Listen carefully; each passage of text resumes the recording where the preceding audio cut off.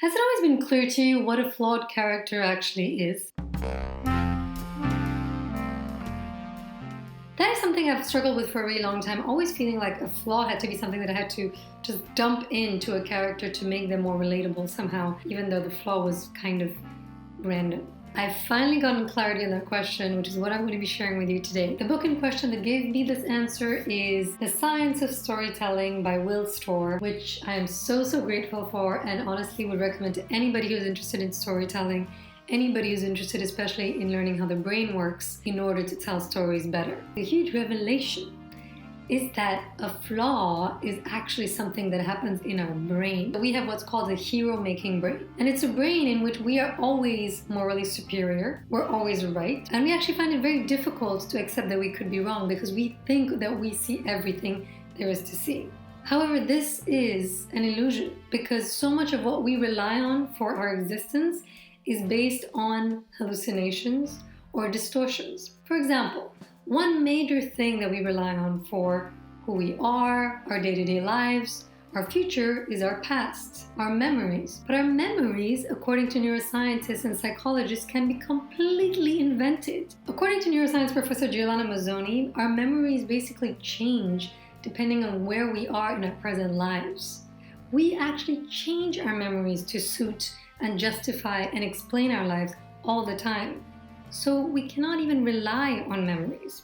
The second blind spot that we have is that whenever we are being put in contradiction with what we believe in, we rely on emotional hunches instead of actually fact-checking as much as we think we do. Neurobiologist Prof. Wexler actually calls this the make sense rule. The minute something makes sense, even if it hasn't been rigorously checked, even if we're extremely smart, doesn't matter. And throughout this process in our brain, there is a narrator that's trying to make sense of all these different emotions, feelings, thoughts, ideas coming through our brain and make it fit into a clean narrative of cause and effect, even if there was no cause and effect. This pattern of looking for cause and effect is so intrinsic to us, it's automatic. And that's why in all good stories, you will see a pattern of cause and effect. You will rarely see a pattern of and then, and then, and then.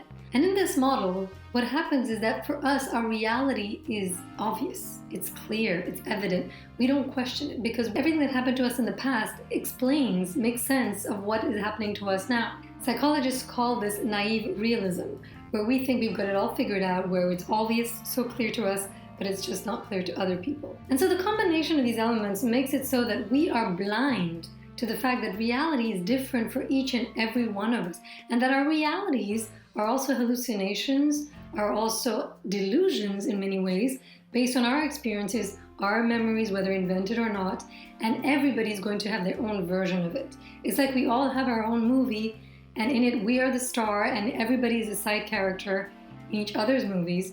But as a result of that, the movie is different, the story is different, everything else is different. So based on this model of the world that we have, on this model of reality that we think everybody has, it becomes really hard for us to appreciate that there are areas that we don't see, that we are actually blind to, that there are mistakes or blind spots in our belief system, and that we're not always right. So in storytelling, a character is flawed not because they choose to be flawed, not because they have to be flawed, just because we all are flawed, because we all have these blind spots, we all have these areas that we cannot see for ourselves, we cannot see outside of ourselves. Some of us might try to. I know that people go to meditation retreats. I've been to so many myself in a search to try to understand what's going on in my mind, what are the areas that keep coming up, what is going on.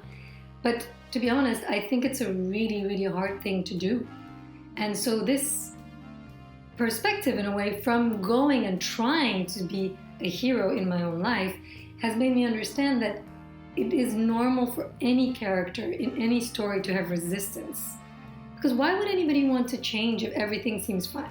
If the world is functioning the way it has been, why would you want to change? You'd only want to change if you had to, right? If there was something that was really pushing at you and forcing you to change. So when it comes to storytelling, when it comes to thinking about a flawed character, think about what are the things that have shaped this person to see the world in a certain way.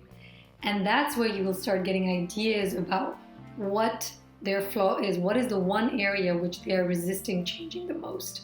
The chances are that the most resistant things are the ones that will give you clues about further flaws or the main flaw that your character has, and that will keep the story interesting because the character will be pushed through so many different circumstances to have to address that one thing that they can't even see.